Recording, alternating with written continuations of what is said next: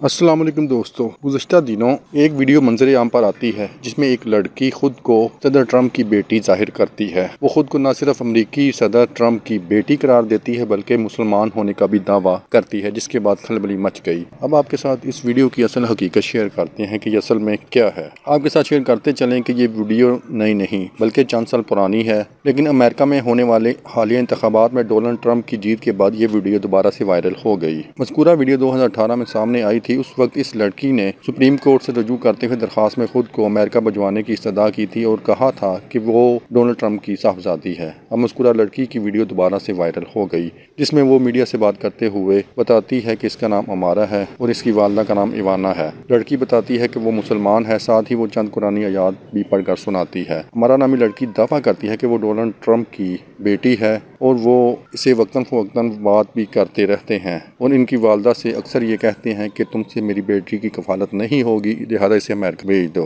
वो मजीद बताती है कि पाकिस्तान में आने वाले गैर मुल्की गोरे जब इन्हें देखते हैं तो वो परेशान हो जाते हैं और लोगों से पूछते हैं कि मज़कूरा लड़की यहाँ क्या कर रही है। लड़की की वीडियो वायरल होने के बाद सोशल मीडिया सार्फिन ने इस पर इंटरेस्टिंग तबसरे करते हुए लड़की को ज़हनी मरीज़ा भी करार दिया है। आप क्या कहते हैं इस वीडियो के बारे में? इनबॉक्स में कमेंट करके ज़रूर बताएं। टेक केयर, अल्लाह हाफिज़।